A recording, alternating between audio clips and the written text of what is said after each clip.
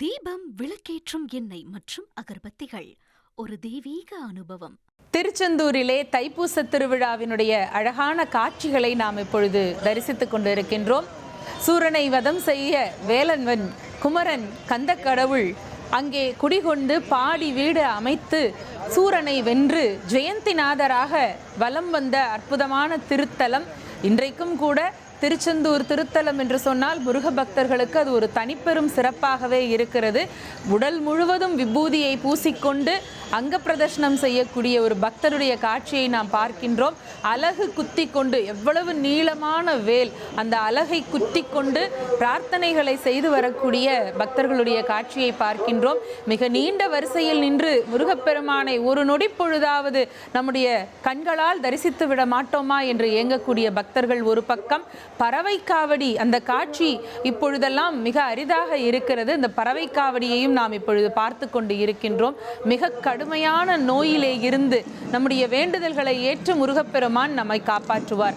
அவர்களுக்கு மட்டுமல்ல, குடும்பத்தில் யாருக்கு வேண்டுமானாலும், யாருக்கு உடல் நோய் வந்தாலும் அந்த நோயை தீர்க்க முருகனிடம் நேர்த்திக்கடன் வைத்து பறவை காவடி செய்கிறேன் என்று வேண்டிக் கொண்டால் நிச்சயம் அந்த வேண்டுதலை முருகப்பெருமான் தீர்த்து தருவான்.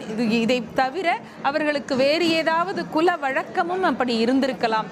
ஆண்டுதோறும் இது போன்ற திருவிழாவிலே, ஒன்று தைப்பூசம் அல்லது சஷ்டி என்று ஏதாவது ஒரு திருநாளிலே தங்களுடைய நேர்த்திக்கடனை செலுத்துவது என்பது ஒவ்வொருவருடைய குல வழக்கமாகவும் இருக்கிறது. அப்படி பறவை காவடியிலே வரக்கூடிய பக்தரையும் நாம் பார்க்கின்றோம்.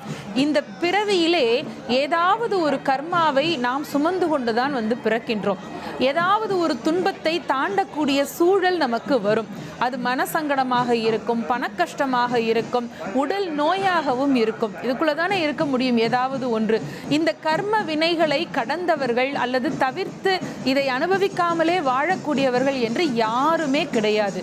ஒருவேளை யாருக்காவது ஏதாவது ஒரு 4 பக்கமும் நெருப்பு சூழ்ந்தது போல ஒரு சூழலை கடக்க வேண்டிய அவசியம் இருந்தால், அவர்களுடைய கர்ம வினைப்படி இருந்தால், அவர்கள் முருகனுக்கு நேர்த்தி கடன் செலுத்தி அங்கே தீக்குழி இறங்கினால், பூக்குழி இறங்கினால் அந்த சூழல் அதிலே கழிந்துவிடும் என்பது நம்பிக்கையாக இருக்கிறது.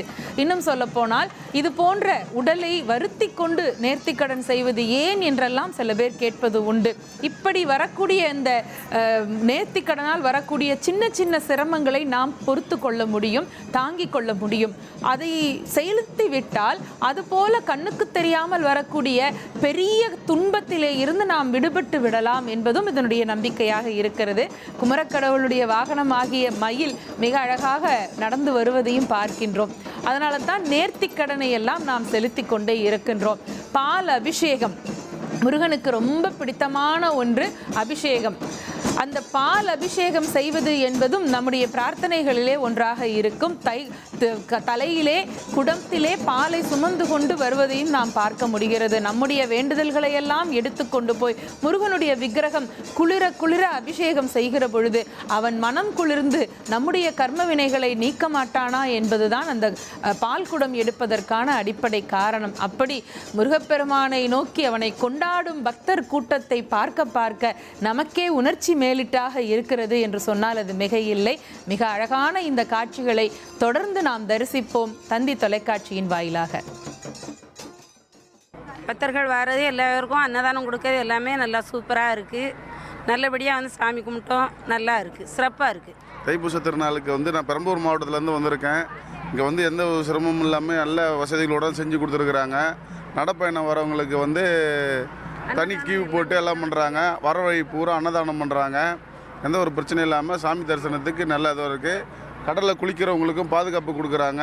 எத்தனை வருஷமா வந்துட்டு இருக்கீங்க? நான் 4 வருஷமா நடந்து வந்துக்கிட்டு இருக்கேன். வழக்கமாகவே இந்த தைப்பூசத்துக்கு கூட்டம் இருக்கிறத பார்த்தீங்கன்னா தைப்பூசத்துக்கு எப்போவுமே கூட்டம் அதிகமாக தான் இருக்கும். இந்த வருஷம் ஆனால் நல்லா பார்க்குறதுக்கு எல்லாமே நல்லா இருக்குது. தென்காசி மாவட்டம் கீழப்பாறுலேருந்து வரோம். நாங்கள் வரம்ஜில் எல்லாமே நல்லா சிறப்பாக இருந்தது. நல்லா அன்னதானம் எல்லாமே நல்லா பக்தர்கள் நல்லா கவனிச்சாங்க. இதே மாதிரி நல்லா தான் இருந்தது. இப்போ கோயிலுக்கு வந்த பிறகு நல்லா தான் இருக்குது, நல்லா திருப்தியாக இருக்குது. எல்லாரும் வாங்க, முருகரை அருள் பெறுங்க. திருச்செந்தூர் முருகனுக்கு நாங்கள் ஒரு 5 வருஷமா வந்துகிட்டு இருக்கோம். தீபம், விளக்கேற்றும் எண்ணெய் மற்றும் அகர்பத்திகள் ஒரு தெய்வீக அனுபவம்.